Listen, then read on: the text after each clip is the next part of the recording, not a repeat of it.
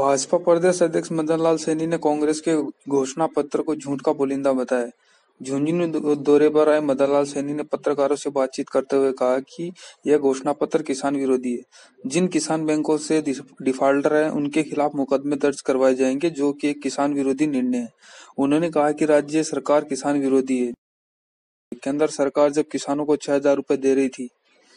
इस मौके पर भाजपा जिला अध्यक्ष पवन मांडे भी मौजूद थे।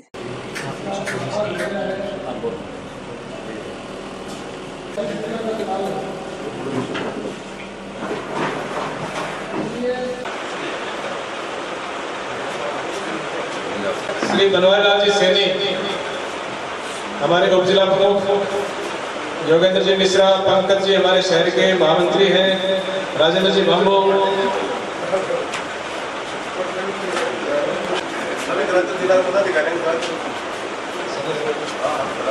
हमारे जिले के जो पदाधिकारी हैं। बूथ इसमें 2 बिंदु है। बूथ इकाई का गठन, बूथ इकाई का गठन है, वो बैठे हैं। इसमें कोई कोताही भी नहीं है चर्चा करने में कि जो पार्टी ने नाम मांगे थे, लेकिन अब क्या है, वार ग्रुप पार्टी के बने, प्रदेश स्तर पर भी बने हैं, राष्ट्रीय स्तर पर भी। आज कांग्रेस पार्टी का घोषणा पत्र जारी हुआ है। उसमें उन्होंने कुछ बातें कही।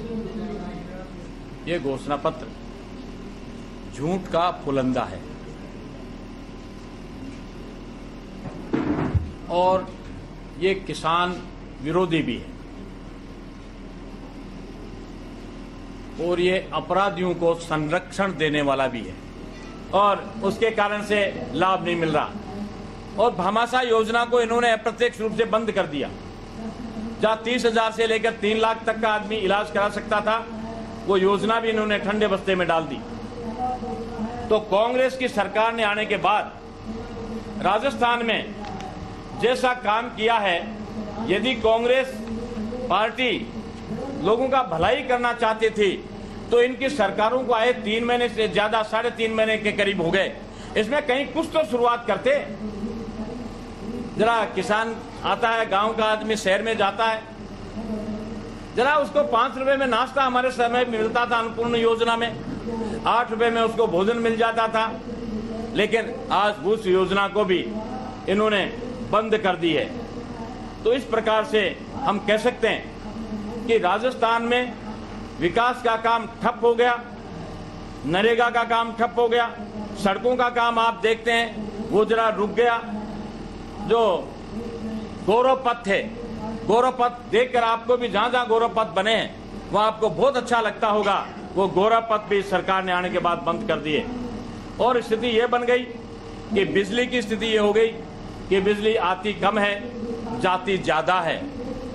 तो कांग्रेस का एक घोषणा पत्र पूर्ण रूप से झूठ का पुलंदा है, किसान विरोधी है, जन विरोधी है, रोजगार लोगों के लिए बेरोजगारों का ये विरोधी है, अपराधों को बढ़ाने वाला ये है। और इन्होंने 124A में कहा है, जो बहुत चिंता की बात है, कि देश के खिलाफ नारे लगाने वाले लोग अब खुले होकर नारे लगा सकेंगे।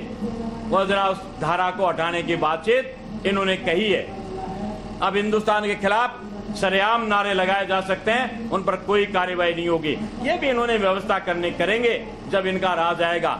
लेकिन मैं निश्चित रूप से कहता हूं कि काठ की हांडी 2 बार नहीं चढ़ती है, 1 बार ही चढ़ती है। इन्होंने जो धोखा दिया है राजस्थान में और हिंदुस्तान में अपने कार्यकाल शासन के दौरान, जनता अब इनसे ऊब चुकी है और वो हर हालत में चाहती है कि देश का नेतृत्व प्रधानमंत्री नरेंद्र मोदी आने वाले 19 के चुनाव में फिर बहुमत लेकर देश का नेतृत्व करे, ताकि जन हितैषी जो योजनाएं हैं वो पूरी की जा सकें और देश का स्वाभिमान एक बार फिर दुनिया में बढ़ाया जा सके।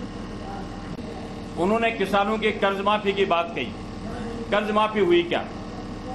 उन्होंने आयुष्मान भारत योजना को लागू किया क्या? 6,000 रुपया जो देना केंद्र ने था उसको लागू किया क्या? ये तो सीधी बात है, फैक्ट है। लागू किया तो किया, नहीं किया तो नहीं किया। लेकिन इसको छिपाया नहीं जा सकता, न मैं छिपा सकता हूं न वो छिपा सकते हैं। विकास के काम बंद है कि नहीं आप देख लो। जल स्वावलंबन के कारण से जल स्तर ऊपर आया कई जगह, वो चालू है कि नहीं है वो आप देख लो।